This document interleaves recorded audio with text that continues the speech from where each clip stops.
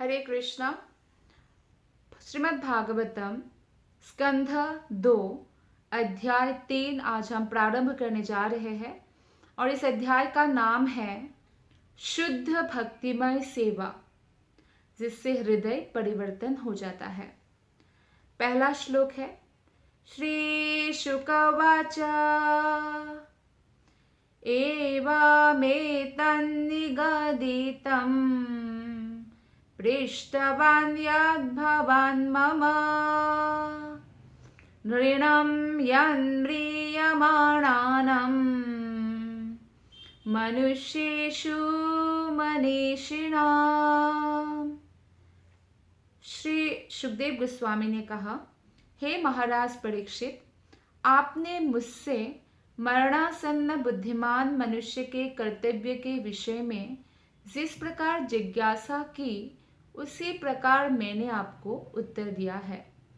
तो परीक्षित महाराज ने प्रश्न किया था कि जो मरने वाला व्यक्ति हो उनका क्या कर्तव्य है और ओवरऑल सबका क्या कर्तव्य है।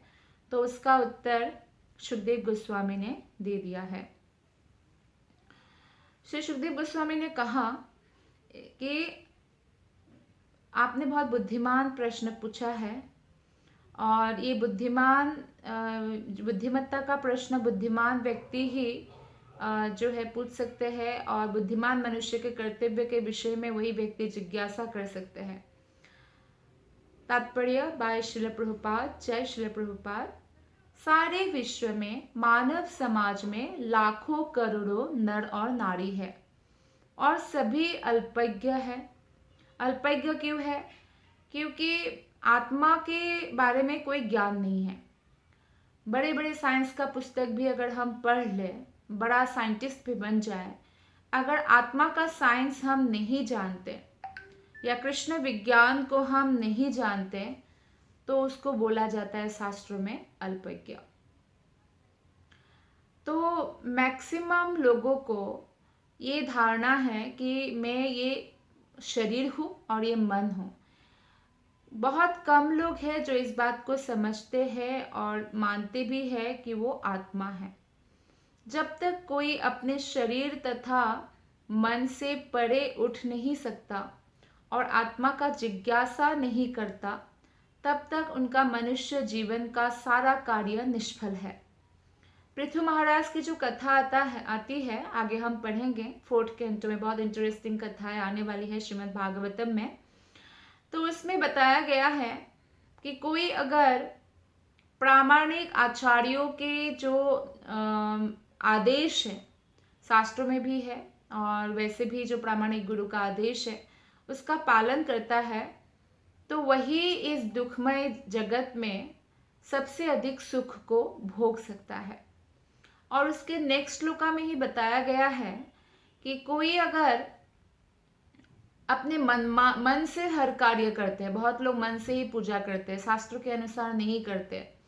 2 प्रकार का विश्वास होता है, शास्त्र विश्वास, लोक विश्वास। तो लोग हमारे आसपास बहुत है बताने के लिए ये ऐसा करो वैसा करो, तो इसलिए लोक विश्वास ज़्यादा प्रबल हो जाता है। बल्कि प्रबल होना चाहिए शास्त्रों पर विश्वास। शास्त्रों पर विश्वास करने से हम भक्ति में प्रगति करेंगे। लेकिन लोग कैसा कहते हैं, हमारा मन कैसा कहते हैं, उसके हिसाब से हम अगर चलेंगे तो हम भक्ति में प्रगति नहीं कर सकते हैं। तो इसलिए जो प्रामाणिक वैष्णव है और जो शास्त्र है, जो प्रामाणिक है, उनकी आज्ञाओं का जो पालन करते हैं वही सुख भोगते हैं। और जो अपने मनमानी ढंग से वो कार्य करते हैं, वो कितना ही प्रयास करे उसका प्रयास विफल हो जाता है, ये बताया गया है। इसलिए हजारों हजार मनुष्य में से कोई एक आत्मा के विषय में जिज्ञासा करता है। और अभी क्योंकि हम रोज, जैसे कि अभी ये कथा हो रही है और बहुत सारे लोग सुन रहे हैं, क्योंकि उनको जिज्ञासा है मन में, भगवान के बारे में श्रवण करके आनंद होता है, तो शास्त्रों को पढ़ने में आनंद होता है, भक्तों की सेवा करने में, भगवान की सेवा करने में आनंद होता है। तो ऐसे व्यक्तियों को शास्त्र बुद्धिमान कहते हैं। तो ऐसे व्यक्ति बहुत मुट्ठी भर है, क्योंकि हम हमेशा भक्तों के बीच रहते हैं तो हमें लग सकता है अरे हजारों लाखों भक्त हैं, लेकिन ये जो भक्त है हजारों लाखों, पूरी पॉपुलेशन अगर पृथ्वी का आप निकालेंगे बहुत ही कम है, नगण्य है। और उसमें भी जो शुद्ध भक्ति करते हैं भगवान श्री कृष्ण की, वो तो बहुत ही कम है।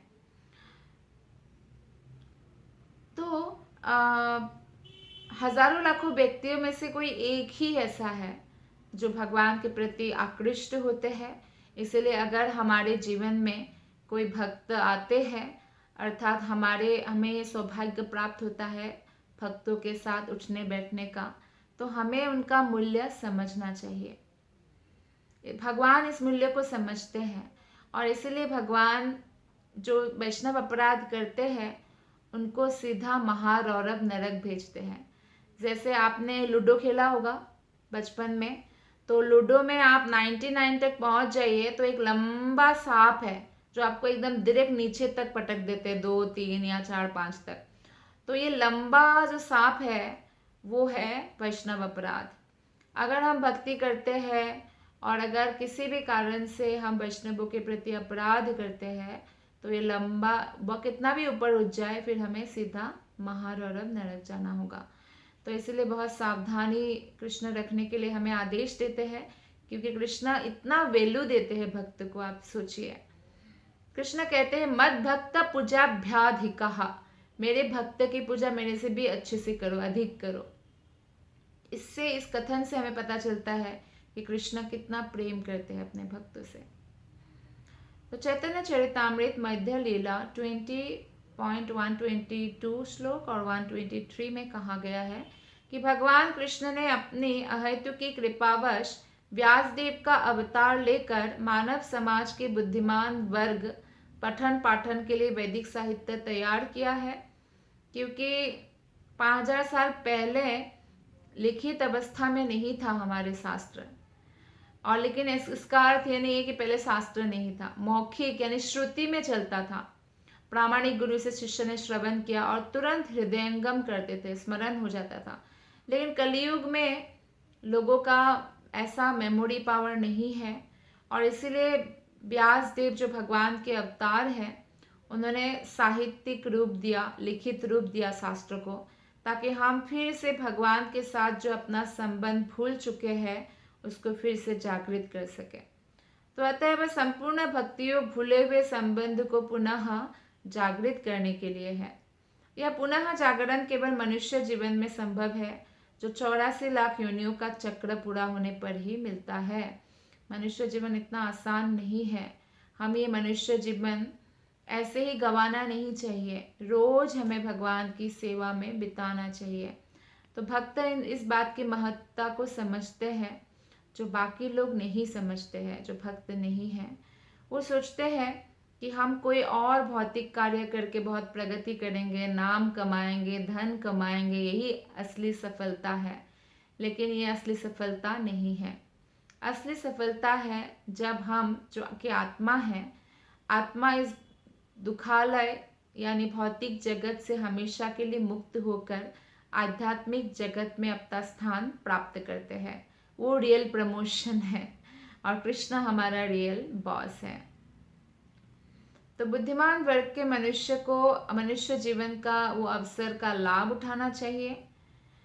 सारे मनुष्य तो बुद्धिमान नहीं होते हैं, लेकिन भगवत गीता में कृष्ण ने उन लोगों को बुद्धिमान कहा है जो भगवान के बारे में श्रवण करना जो है अच्छा लगता है, जिनको जो भगवान के बारे में जिज्ञासु है, जानना अच्छा लगता है। महाराज परीक्षित जैसे मनीषी नाम को भगवान कृष्ण के चरण कमल ग्रहण करने चाहिए तथा भगवान के पवित्र नाम तथा उनकी लीलाओं के श्रवण कीर्तन आदि में अपने को लगाना चाहिए, क्योंकि ये सभी हरि कथामृत है। हरि कथा का अमृत है, अमृत। तो इसलिए ये मरणासन्न व्यक्ति के लिए संस्तुत है। और इस भौतिक धरातल में आप हमें बताइए कि कौन मरणासन्न नहीं है, कौन नहीं मरेगा क्या? कौन हमेशा हमेशा के लिए रह जाएगा क्या? 100 साल तक मैक्सिमम रहते हैं। आपने मैक्सिमम देखा होगा कोई बूढ़ा व्यक्ति 100 से कुछ ऊपर साल, क्या 200 साल, 300 साल, 500 साल पुराना कोई व्यक्ति देखा है? नहीं। तो ये प्रमाण है कि सब व्यक्ति को एक दिन शरीर त्यागना होगा। तो उसी की तैयारी में बुद्धिमान व्यक्ति लग जाता है। अब नेक्स्ट जो है श्लोक नंबर 2, 3, 4, 5, 6 और 7 एक साथ दिया हुआ है, तो हम एक साथ पढ़ेंगे। ब्रह्मा वर्चस कामस्तु यजिता ब्रह्मणः पतिम् इन्द्रमिन्द्रियकामस्तु प्रजाकामः प्रजापतिन् देवीं मायां तु श्रीकामः तेजस्कामो विभावसुम् वसुकामो वसुन् रुद्रान् वीर्यकामोऽथ वीर्यवान् अन्नद्यकामस्त्वदितिं स्वर्गकामोदितिः सुतान् विश्वान् देवान् राज्यकामः साध्यान् संसाधको विशाम् आयुष्कामोऽश्विनो देवो पुष्टिकाम इलं यजेत् प्रतिष्ठाकामः पुरुषो रोदसी लोकमातरो रूपाभिकामो गन्धर्वान् स्त्रीकामोऽप्सर उर्वशीम् आधिपत्यकामः सर्वेषां यजेत परमेष्ठिनम् यज्ञं यजेत् यशस्कामः कोशकामः प्रचेतसम् विद्याकामस्तु गिरीशं दाम्पत्यार्थ उमां सतीम्। अनुवाद और तात्पर्य श्रील प्रभुपाद के द्वारा। श्रील प्रभुपाद की जय। अनुवाद। जो व्यक्ति निर्विशेष ब्रह्मज्योति तेज में लीन होने की कामना करता है, उसे वेदों के स्वामी या तो ब्रह्मा या विद्वान पुरोहित जो देवताओं का गुरु है बृहस्पति की पूजा करनी चाहिए। तो किसको क्या कामना करने से किसकी पूजा करनी चाहिए, इसके बारे में इन श्लोकों में वर्णित है। ब्रह्म ज्योति में लीन होने की जो कामना करते हैं उनको ब्रह्मा जी या विद्वान पुरोहित बृहस्पति देव की पूजा करनी चाहिए। और जो प्रबल काम वासना का इच्छुक हो उसे स्वर्ग के राजा इंद्र की, और जो अच्छी संतान का इच्छुक हो उसे प्रजापतियों की पूजा करनी चाहिए। जो सौभाग्य का आकांक्षी हो उसे भौतिक जगत की अधीक्षका दुर्गा देवी की पूजा करनी चाहिए। जो अत्यंत शक्तिशाली बनना चाहे उसे अग्नि की, और जो केवल धन की इच्छा करता हो उसे वसुओं की पूजा करनी चाहिए। यदि कोई महान वीर बनना चाहता है तो उसे शिव जी के रुद्र अवतारों के पूजा करनी चाहिए, 11 रुद्र है। जो प्रचुर अन्न की राशि चाहता है उसे अदिति की पूजा करनी चाहिए। अदिति जो कि देवताओं की माता है, कश्यप मुनि की पत्नी है। जो स्वर्गलोक की कामना करते हैं उनको अदिति के पुत्रों की यानी देवताओं की पूजा करनी चाहिए। जो व्यक्ति सांसारिक राज्य चाहता हो उसे विश्वदेव की। जो जनता में लोकप्रियता का इच्छुक है कि मैं फेमस हो जाऊं, पॉपुलर हो जाऊं, उसे साध्य देव की पूजा करनी चाहिए। जो दीर्घायु की कामना करता है उसे अश्विनी कुमार की। और जो पुष्ट हृष्ट पुष्ट अच्छा स्वस्थ शरीर चाहे उसे पृथ्वी की पूजा करनी चाहिए। जो अपनी नौकरी यानी पद की स्थायित्व की कामना करता हो उसे क्षितिज और पृथ्वी दोनों की सम्मिलित पूजा करना चाहिए। जो सुंदर बनना चाहता हो वो गंधर्व लोक के निवासियों की, और जो सुंदर पत्नी चाहता हो उसे अप्सराओं तथा स्वर्ग की उर्वशी अप्सराओं की पूजा करनी चाहिए। इसमें थोड़ा सा डिफरेंस है। अगर बहुत सुंदर, जैसे बोलते हैं ना, बहुत सुंदर पत्नी चाहिए तो ऐसा तो अप्सरा की पूजा यानी उर्वशी की पूजा करनी चाहिए। लेकिन अगर बहुत सुशील पत्नी चाहिए है ना, जैसे धार्मिक और संस्कारी बहुत ज़्यादा, तो उमा देवी की पूजा करनी चाहिए जो शिव जी की पत्नी है। जो अन्य पर शासन करना चाहता है उसे ब्रह्मांड के जो प्रमुख भगवान ब्रह्मा जी की पूजा करनी चाहिए। जो स्थायी कीर्ति का इच्छुक हो, उसे भगवान की तथा जो अच्छी बैंक बचत चाहता हो कि सेविंग हो जाए, वरुण देव की पूजा करनी चाहिए। और यदि कोई अच्छा वैवाहिक संबंध चाहते हैं तो उसे शिव जी की पत्नी सती देवी उमा की पूजा करनी चाहिए। जैसे अच्छा पति चाहिए तो लोग शिव जी की भी पूजा करते हैं। तो ये जो है इसमें बताया गया है कि विभिन्न विषयों में अगर सफलता कोई इच्छुक है तो ऐसे उनके लिए पूजा विधि अलग अलग है। लेकिन एक शुद्ध भक्त भगवान श्री कृष्ण की शुद्ध भक्ति में लगकर वो समस्त लाभ ऑटोमेटिकली प्राप्त करता है, क्योंकि कृष्ण की जो पूजा करते हैं वो सभी देवी देवताओं को तुष्ट करते हैं, क्योंकि सारे देवी देवताएं भगवान के ही अंश है, भगवान से ही विस्तारित है और भगवान के ही सेवक सेविकाएं हैं। तो इस भौतिक जगत की सीमा में रहने वाला बद्ध जीव प्रत्येक वस्तु को तो प्राप्त नहीं कर सकता या प्रत्येक वस्तु में एक्सपर्ट नहीं हो सकता है। तो अगर उसको कोई भौतिक कामना है तो ऐसा वो कर सकते हैं, अलग अलग पूजा विधि। शिव जी की पूजा करने से रावण बहुत शक्तिशाली बन गया था, हम सब जानते हैं। और वो शिव जी को प्रसन्न करने के लिए अपना 10 सर था ना, उसे काट कर उन्हें अर्पित करता था। तो शिव जी की पूजा के लिए वैसा करता था। वो शिव जी की कृपा से इतना शक्तिशाली बन गया था कि देवता भी रावण से भयभीत होने लगे थे। और फिर रामचंद्र ने उनको वध कर दिया था। तो भागवत गीता में 7.20 में भी एक बात बताया गया है, वो बहुत इम्पोर्टेंट बात है। कोई हो सकता है ये श्लोक पढ़ के बहुत उत्सुक हो जाए कि मुझे ये भौतिक वस्तु चाहिए, क्योंकि भौतिक वस्तु के प्रति हमारा जो लालच है वो ऑटोमेटिकली डेवलप होता है। कृष्ण प्रेम के प्रति जो लालच है वो डेवलप नहीं होता। और ये बात हम समझने में या महसूस करने में बहुत समय लगा देते हैं कि कृष्ण भक्ति कैले सर्वकर्म कृतः। कृष्ण भक्ति करने से आपको समस्त यज्ञों का फल मिल जाता है, समस्त देवी देवता आपसे प्रसन्न हो जाता है, और ये परम सत्य है, ये शास्त्रों का कथन है। तो इसीलिए बुद्धिमान व्यक्ति, सबसे बुद्धिमान व्यक्ति भगवान कृष्ण की सेवा में लगे रहते हैं। और इसलिए भागवत गीता में कृष्ण ने कहा है 7.20 में कि जो विवेक से विहीन है, जिनकी बुद्धि माया की भ्रामक शक्ति से हर ली गई, कामेस्ते स्ते हृत ज्ञाना भजनते अन्य देवता, तो जिसकी बुद्धि मारी गई है वे विभिन्न देवताओं को प्रसन्न करने के लिए पूजा आदि करते हैं और भोग करना चाहते हैं। लेकिन जिसकी बुद्धि अभी माया से हरा नहीं गया है, तो जिसकी बुद्धि कृष्ण में लगा हुआ है, तो वो ऑटोमेटिकली जो है बहुत प्रसन्न रहते हैं, क्योंकि उनसे समस्त देवता भी प्रसन्न रहते हैं। और ऊपर से जन्म मृत्यु जरा व्याधि का समाधान उनको मिल जाता है। कोई भी मरना नहीं चाहते। आप अगर पूछेंगे कोई मरना चाहते हैं, बोलेंगे नहीं। कोई बूढ़ा होना चाहते हैं, बोलेंगे नहीं। बीमार होना चाहते हैं, बोलेंगे नहीं।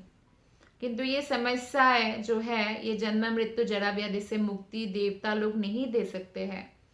इसका बहुत सारा उदाहरण है। जैसे खाटवांग महाराज ने जब देवताओं के लिए युद्ध किया तो खाटवांग महाराज से बहुत प्रसन्न हुए और देवता लोगों ने कहा कि मुक्ति के अलावा कुछ भी वर मांग लो, हम दे देंगे, ऐसा बोला। तो ऐसे बहुत बार देवता लोग कहते हैं कि मोक्ष या मुक्ति भगवान कृष्ण के अलावा, विष्णु के अलावा और कोई भी नहीं दे सकता है, देवता लोग नहीं दे सकते हैं। तो इसीलिए जो बुद्धिमान व्यक्ति है वो इस भौतिक जगत में जो जन्म मृत्यु जरा व्याधि उससे मुक्त होना चाहते हैं, तो इसलिए वो कृष्ण की शुद्ध भक्ति करते हैं। भगवत गीता तथा भागवत में ऐसे अल्पज्ञ व्यक्तियों का वर्णन सभी प्रकार से सद्विचारों से विहीन व्यक्ति के रूप में हुआ है, क्योंकि ये मनुष्य जीवन अत्यंत दुर्लभ है। और ये बात का महत्व जिसको पता चलता है वो शुद्ध भक्त की जो है संगति में कथाएं श्रवण करते हैं। मृत्यु तो सबको आएगी, कोई बुद्धिमान हो या मूर्ख हो, कोई भक्ति में लगा हुआ हो या नहीं लगा हुआ हो, लेकिन भक्तों के लिए वो मृत्यु एक गेट है, द्वार है भगवत धाम वापस जाने का, तो उनको बहुत प्रसन्नता होती है। लेकिन अभक्त के लिए बहुत कष्टदायक है। तो सुखदेव गोस्वामी जो है उन्होंने परीक्षित महाराज का प्रश्न का उत्तर दिया, और परीक्षित महाराज भी पूरी तरह सुखदेव गोस्वामी जैसे योग्य व्यक्ति के प्रति समर्पित थे। कथाओं को बहुत श्रद्धा पूर्वक श्रवण कर रहे थे। कोई भी कथा सुनने का 2 क्वालिफिकेशन है, बहुत ही श्रद्धा पूर्वक सुनना चाहिए और बहुत ध्यान पूर्वक सुनना चाहिए, फिर हम उस कथा को समझ पाते हैं और जीवन में इम्प्लीमेंट भी कर सकते हैं। समझने से ही आप जीवन में इम्प्लीमेंट कर सकते हैं। जब तक आपको कन्विक्शन नहीं होगा, आप कन्विंस खुद नहीं होंगे, तो उसे आप प्रैक्टिस कैसे करेंगे। प्रयत्नशील पुरुषों द्वारा भौतिक भोग के लिए की जाने वाली आकांक्षाओं की भर्त्सना की गई है। तो ऐसी आकांक्षाएं जो है, जो इसमें जैसे बताया गया है कि आपको ये चाहिए तो ये पूजा कीजिए, तो ये हमें मतलब भगवत धाम की ओर नहीं ले जाते हैं, बल्कि इस भौतिक संसार में और बांध देते हैं। तो इसीलिए प्रभुपाद जी यहाँ के तात्पर्य में बताते हैं कि बुद्धिमान मनुष्य को चाहिए कि इन आकांक्षाओं से बचे और बजाय इसके भगवत धाम वापस जाकर स्थायी जीवन को खोजे, नहीं तो ऐसे बार बार जो है मरते रहना पड़ता है। श्लोक नंबर 8। धर्मार्था उत्तम श्लोकम तन्तुः तन्वन् पितॄन् यजेत् रक्षा कामः पुण्यजनानो जस्कामो मारुद्गणान्। ज्ञान के आध्यात्मिक विकास के लिए मनुष्य को चाहिए कि भगवान विष्णु या उनके भक्त की पूजा करें, और वंश की रक्षा के लिए तथा कुल की उन्नति के लिए विभिन्न देवताओं की पूजा करनी चाहिए। तो अवश्य लक्ष्मी में कृष्ण भगवान हमारी जरूर रक्षा करेंगे। इस भावना के द्वारा हमें भगवान कृष्ण की भक्ति में लगे रहना चाहिए। धर्म पथ आध्यात्मिक विकास के पथ पर उन्नति करने अंततोगत्ता भगवान विष्णु के, उनके निर्विशेष तेज, उनके अंतर्यामी परमात्मा स्वरूप, और जो सबसे अधिक जिसको भगवान के भक्ति में या भगवान स्पिरिचुअलिटी में, आध्यात्मिक जीवन में जो सबसे बढ़कर है, वो भगवान के शुद्ध भक्त है। तो इस प्रकार भगवान श्री कृष्ण के चरण ग्रहण करने की ही सलाह दी जाती है भागवत में। श्लोक नंबर 9। राज्य कामो मनुन् देवान् निर्णितिं त्वाभिचरन् यजेत् काम कामो यजेत् सोमाम् अकामः पुरुषं परम्। जो व्यक्ति राज्य सत्ता पाने का इच्छुक होते हैं उसे मनुओं की पूजा करनी चाहिए। मनुस्मृति है ना, मनु ने लिखा है। जो व्यक्ति शत्रु पर विजय पाने का इच्छुक होता है उसे असुरों की, और जो इंद्रिय तृप्ति चाहता है उसे चंद्रमा की पूजा करनी चाहिए। किंतु जो किसी प्रकार के भोग की इच्छा नहीं करता उसे पूर्ण पुरुषोत्तम भगवान श्री कृष्ण की पूजा करनी चाहिए। अर्थात जो भौतिक भोगों से मुक्त है वही कृष्ण के पास जाते हैं या कृष्ण को प्राप्त कर सकते हैं। मान लीजिए हमारे अंदर कोई भौतिक भोग की इच्छा है भी और फिर भी हम कृष्ण भक्ति में लगे हुए हैं ना, तो ये बहुत बड़ी बात है। अगर कोई ऐसा करता है तो निश्चित रूप से समय के साथ वो अनुभव करेगा कि भौतिक भोग की इच्छा उनके हृदय से जा रहा है। तो योगी की भौतिक भोग को पूरा करने की कोई इच्छा नहीं होती है। जो भौतिकतावादी व्यक्तियों में इच्छा बहुत प्रबल होता है, तो इसलिए भगवान ने घोषित किया है जो बहुत भौतिकतावादी है और भौतिक भोग चाहते हैं, जो ऊपर श्लोक दिया गया है यही बताया गया है उन भौतिकतावादी लोगों के लिए कि वो देवताओं से कृपा याचना कर सकते हैं, क्योंकि उनके पास ये अधिकार भगवान ने दिया है। हालांकि देवतागण भी भगवान की अनुमति के बिना किसी को वरदान नहीं दे सकते हैं, तो देते हैं। और देवता के यज्ञ भी जब हम करते हैं, कोई अगर कृष्ण की ना करके देवों की करते हैं, तो देवता लोग तो भक्त हैं, वो कृष्ण को पहले अर्पण करते हैं, कृष्ण जो उनको वापस प्रसाद रूप में देते हैं उसे ग्रहण करते हैं। लेकिन भगवान कहते हैं ये त्रुटिपूर्ण ढंग है, गलत ढंग है, मेरी डायरेक्ट पूजा करो। तो अतः मनुष्य को कभी किसी तरह के भौतिक भोग की इच्छा नहीं करना चाहिए और कृष्ण की सेवा में निमग्न रहना चाहिए। तो इसलिए अगर कोई ऐसा प्रचार करते हैं खुलकर कि आप देवताओं की पूजा करो और ये फल प्राप्त कर सकते हो, वो फल प्राप्त कर सकते हो, तो ऐसा प्रचार जो है श्रीमद् भागवत गीता और श्रीमद् भागवतम की शिक्षाओं के विपरीत है, क्योंकि हमारा लक्ष्य बड़ा होना चाहिए और वो है भगवत धाम जाना और भगवान की दिव्य सेवा में खुद को नियुक्त रखना, जिसमें आनंद ही आनंद है।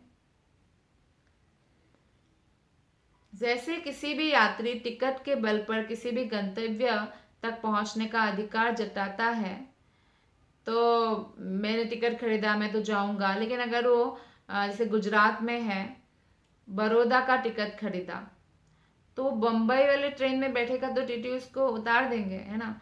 तो बड़ौदा का टिकट खरीदा तो आप बड़ौदा ही जा सकते हैं, बम्बई या मुंबई नहीं जा सकते हैं, या दिल्ली नहीं जा सकते हैं। तो इसीलिए जिसकी पूजा करता है वो उसी के ही धाम पर जाते हैं।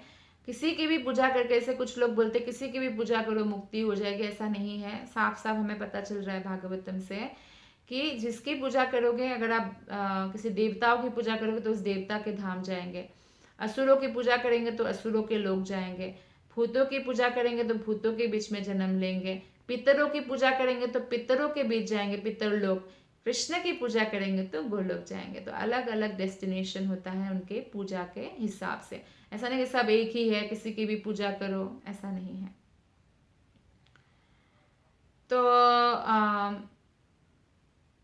तो भौतिक भोग की जो ये तीव्र इच्छा है, इसी में व्यक्ति जलता रहता है, और यही एक्चुअली जेल है, और कोई जेल नहीं है इस भौतिक जगत में। इच्छाओं का जेल है, और इच्छा की वजह से वो काफी फ्रस्ट्रेटेड भी हो जाता है जब इच्छा पूरी नहीं होती तो। और दूसरों की इच्छा पूरी होने पर उसको एनवियसनेस यानी ईर्ष्या भी मिलता है, जिससे वो और जलता है। तो इसलिए हमें भगवान श्री कृष्ण की ही पूजा करनी चाहिए। श्रीपाद शंकराचार्य ने भी कहा है, नारायण परोव्यक्तात्, परमेश्वर भौतिक चक्र से परे है। श्लोक नंबर 10। अकामः सर्वकामो वा मोक्षकामा उदारधिः तीव्रेण भक्तियोगेन यजेता पुरुषं परम। जिस व्यक्ति की बुद्धि व्यापक है, वो चाहे सकाम हो या निष्काम अथवा मुक्ति का इच्छुक हो, उसे चाहिए कि सभी प्रकार से परम पुरुष भगवान की पूजा करे। तो कोई चाहे कोई भी इच्छा रखता हो, भले वो भौतिक इच्छा रखता हो या निराकार ब्रह्म में विलीन होने की इच्छा रखता हो, चाहे कुछ भी हो उसकी इच्छाएं, कृष्ण की पूजा करने के बारे में इस श्लोक में बताया गया है। तो हम देखते हैं कि पहले वाले श्लोकों में भी ये बताते हैं कि कोई अगर भौतिक इच्छा है तो इन देवों की पूजा करते हैं, कर सकते हैं, लेकिन बाद में तुरंत बताते हैं कि एक्चुअली अगर आप परम पूर्णता प्राप्त करना चाहते हैं या परम आनंद को प्राप्त करना चाहते हैं या हमेशा के लिए जन्म मृत्यु बुढ़ापा रोग आदि से मुक्त होना चाहते हैं, तो मुकुंद यानी भगवान श्री कृष्ण की पूजा करें। तो ये जो ब्रह्म ज्योति है, ये कोई कृष्ण से अलग नहीं है, कृष्ण के शरीर से निकला हुआ ज्योति है। तो इसलिए भगवान फल देने वाले भी भगवान है, हर प्रकार के फल देने वाले भगवान है, इसलिए भगवान की ही पूजा करनी चाहिए। तो कर्मयोग हो या ज्ञान योग हो, दोनों के चरम लक्ष्य जो है वो भक्ति योग ही होता है, और बहुत जन्मों के बाद वो भक्ति योग में ही स्थित होते हैं और फिर भगवत धाम आते हैं। तो इस प्रकार जो है कोई देवी देवता का भी पूजा करे तो एटलीस्ट वो नास्तिक नहीं रहेगा। तो धीरे धीरे, क्योंकि वो यज्ञ आदि करेंगे, तो धीरे धीरे उसका प्रगति होगा, और कर्म कांड से वो धीरे धीरे कर्म कांड से ज्ञान कांड या ज्ञान योग तक आएगा, फिर ऐसे धीरे धीरे प्रगति होगा, और बहुत जन्मों के बाद, हजारों जन्मों के बाद उनको यह एहसास होगा वासुदेव सर्वमिति, वासुदेव यानी कृष्ण ही सब कुछ है, और फिर वो गंभीरता पूर्वक भक्ति योग को करता है। लेकिन जो सौभाग्यशाली व्यक्ति है उसको इसी मानव जीवन में भक्ति मिल सकती है। अकामः शब्द जो इस श्लोक में है उसका अर्थ है जिसे कोई भौतिक इच्छा ना हो। पुरुषम पूर्णम अर्थात परम पूर्ण का अंश होने के कारण परमेश्वर का सेवा करना ही समस्त जीवात्माओं का स्वाभाविक कार्य है। जब हम स्वाभाविक कार्य करते हैं तब हम खुश रहते हैं, है ना। तो इसलिए जैसे कि मछली का जो जीवन है वो पानी में है, तो इस प्रकार आत्मा का जो जीवन है वो आध्यात्मिकता में है। तो ये उनका स्वाभाविक कार्य है भगवान की सेवा करना। जिस तरह शरीर के अंग पूर्ण शरीर की सेवा करने के निमित्त होते हैं। हाथ हमें खाने के लिए होता है। अगर हाथ से हम दूसरों को खिलाए पर खुद को नहीं खिलाए, खुद की बॉडी को, तो बॉडी वीक हो जाएगी। तो हम, क्योंकि हम इस बॉडी के ये हाथ अंग है, तो ऐसे हम भगवान के अंग हैं। तो अगर हम भगवान की सेवा में नहीं लगेंगे तो निश्चित रूप से हम दुर्बल हो जाएंगे और भ्रमित हो जाएंगे। श्री जीव गोस्वामी ने अपने ग्रंथ संदर्भ में इस अकाम भाव का भजनीय परम पुरुष सुख मात्रा स्वसुखत्वम कहकर व्याख्या किया है। इसका अर्थ है कि परमेश्वर की प्रसन्नता अनुभव करके मनुष्य प्रसन्न होता है। पूर्ण है भगवान, तो पूर्ण की सेवा करने से ही हम भी पूर्ण होते हैं। तो सांसारिक क्षेत्र में लोग बहुत सारे कार्य करते हैं, समाज सेवा भी करते हैं और अपने आप को महान समझते हैं। लेकिन एक्चुअली महात्मा का जो डेफिनेशन है शास्त्र में वो यह है कि आप भक्ति करें और दूसरे आत्माओं को भी भक्ति करने के लिए प्रेरित करें और सबको भगवत धाम जाने का जो है मार्ग मिले। तो ये सबसे बड़ी सेवा है। और मानवता का भी कोई भलाई तो यही भलाई है, क्योंकि 84 लाख योनियों के बाद तो एक मानव जीवन मिलता है। तो ये परमेश्वर कृष्ण की प्रसन्नता के लिए ही हमें हर कार्य करना चाहिए, जैसे कि गोपियों ने किया। और इसलिए गोपियों को भगवान कृष्ण के सबसे श्रेष्ठ भक्तों में गिना जाता है।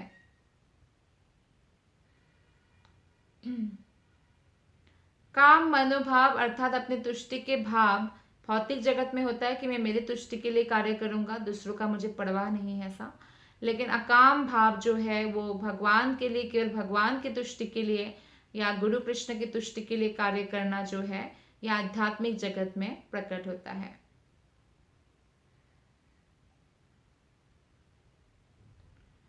तो ये जो बहुत सारे निराकारवादी है जो ब्रह्मज्योति में लीन होना चाहते हैं, ये भाव भी अकाम में नहीं आएगा, काम भाव में आएगा, क्योंकि उनका ये इच्छा है कि भौतिक कष्टों से वो मुक्त हो जाए।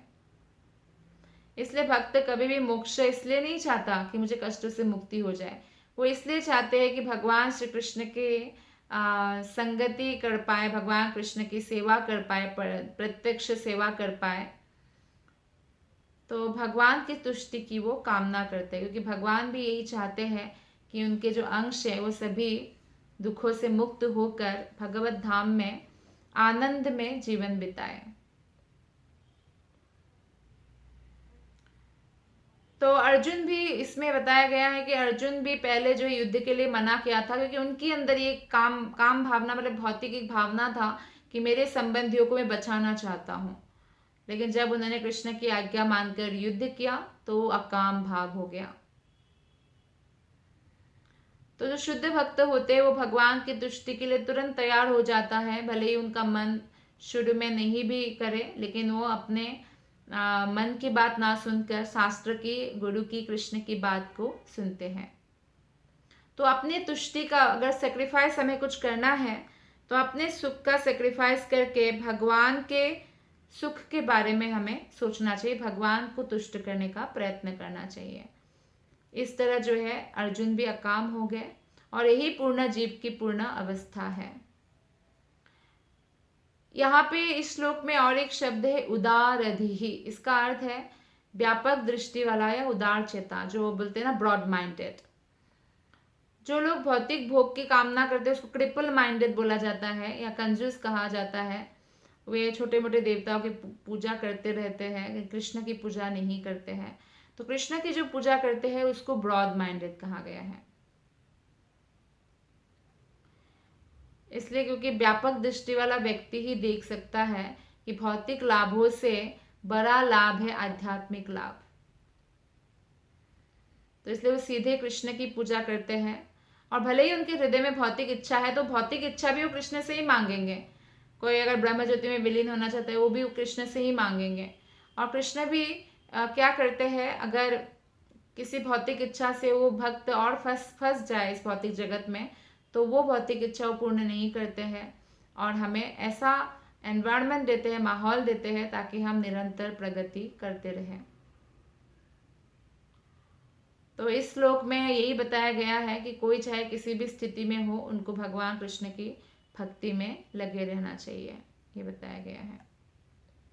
तो आज हमने 10वां श्लोक तक पढ़ा। आप सबका बहुत बहुत धन्यवाद। हरे कृष्णा।